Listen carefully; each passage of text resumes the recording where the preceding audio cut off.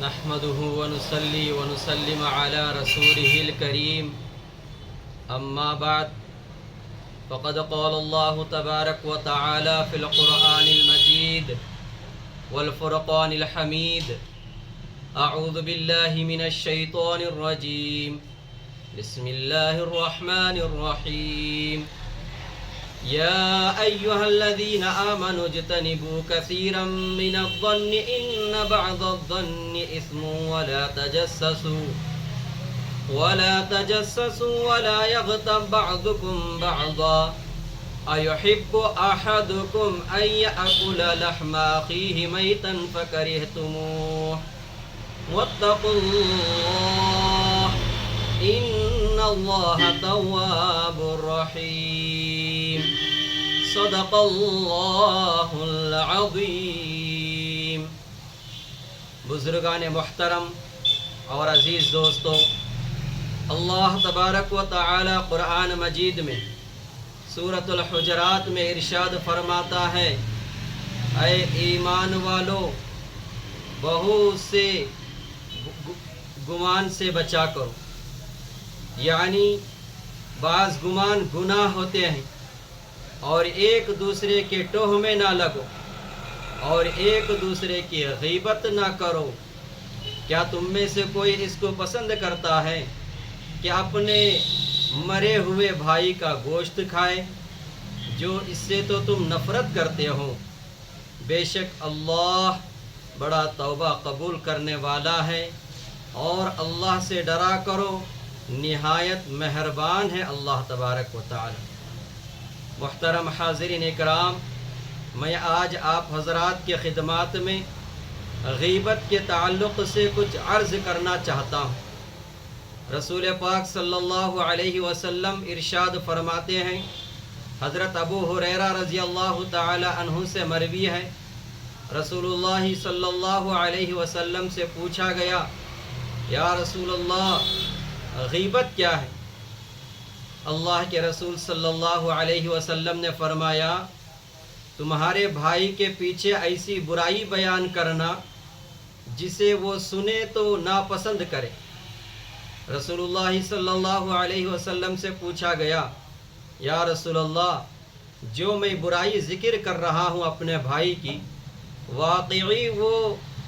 برائی اس کے اندر موجود ہے؟ تو رسول اللہ صلی اللہ علیہ وسلم نے فرمایا،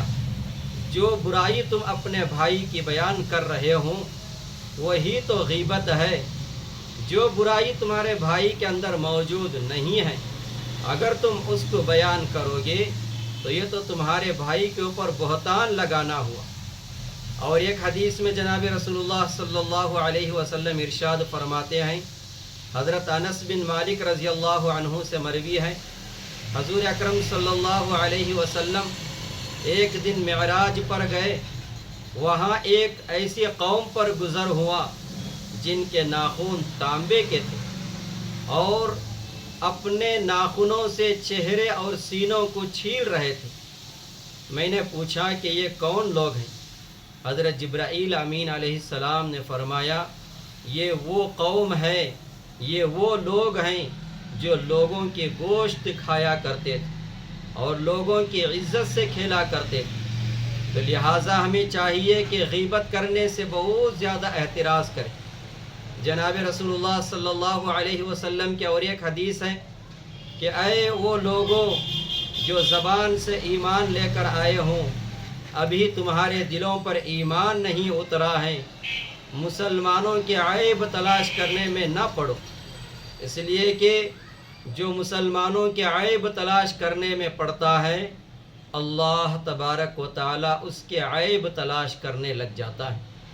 اور جو اللہ کسی عیب کو تلاش کرنے میں لگ جاتا ہے تو وہ گھر بیٹھے بھی رہتا ہے، لیکن اللہ تبارک و تعالی اس کو رسوا کر دیتے ہیں۔ تو لہٰذا ہمیں چاہیے کہ آج سے یہ عہد کر لیں، وعدہ کر لیں کہ ہماری اس زبان سے آئندہ کسی کی غیبت نہیں کروں گا، کسی پر بہتان نہیں لگاؤں گا، اور اگر غیبت کرنے کا یا کسی بھائی کے اوپر بہتان لگانے کا موقع پڑ جائے تو اللہ تبارک و تعالی اور رسول اللہ صلی اللہ علیہ وسلم جو وعیدیں غیبت کرنے والوں پر نازل کی گئی ہیں، ان وعیدوں کو یاد کر لیا کر۔ اور علماء اکرام فرماتے ہیں کہ اگر کوئی کسی کی غیبت ہو جائے تو اپنے نفس کو سزا دیا کرے۔ اور یہ بھی فرماتے ہیں